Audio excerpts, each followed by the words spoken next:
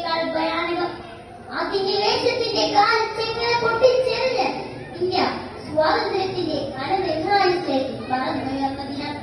ഇന്ത്യക്കാരുടെ അഭിമാനവും ആവേശവും വാനോളം ഉയർത്തിക്കൊണ്ട് മറ്റൊരു സ്വാതന്ത്ര്യ ദിനം കൂടി വന്നെത്തി.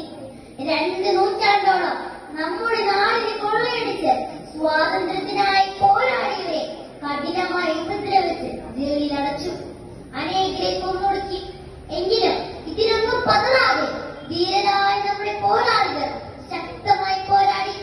മഹാത്മാഗാന്ധി, ജവഹർലാൽ നെഹ്റു, ഭഗത് സിംഗ്, നേതാജി സുഭാഷ് ചന്ദ്രബോസ് എന്ന് തുടങ്ങി അനേകം ധീര പോരാളികളുടെ പോരാട്ടത്തിലൂടെ 1947 ആഗസ്റ്റ് 15-ന് ഇന്ത്യ സ്വാതന്ത്ര്യം നേടി. വിദേശശക്തികളുടെ കരിമയിൽ ശ്വാസം മുട്ടിക്കഴിഞ്ഞ ഭാരതം സ്വാതന്ത്ര്യത്തിന്റെ അമൃതം നുകർന്ന മഹത്തായ സുദിനം. നമ്മുടെ രാജ്യത്തിന്റെ 78ാം സ്വാതന്ത്ര്യ ദിനം.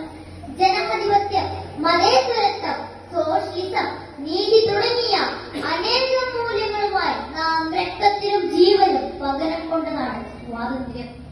സ്വാതന്ത്ര്യം നമുക്ക് ജീവാമൃതമാണ്. നൂറ്റാണ്ടുകളോളം നമ്മെ അടക്കി ഭരിച്ച് ചൂഷണം ചെയ്യുകയും അടിച്ചമർത്തുകയും ചെയ്തവരോട് അറുതിയില്ലാത്ത പോരാട്ടങ്ങൾ കൊടുകയാണ് സ്വാതന്ത്ര്യത്തിന്റെ വെളിച്ചം അനുഭവിക്കാൻ നമുക്ക് സാധിച്ചത്.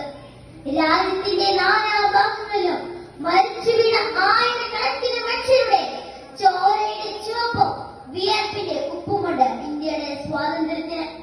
ജാതിയും മതവും നിറവും മണവും മറന്ന് മനുഷ്യർ ഒരുമിച്ചാണ് സ്വാതന്ത്ര്യത്തിന്റെ വേലിക്കെട്ടുകൾ മറികടന്നത്.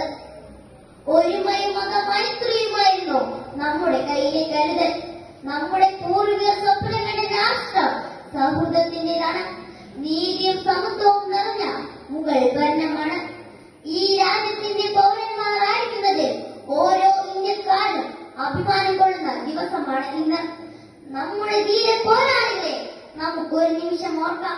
നമ്മുടെ ത്രിവർണ്ണ പതാക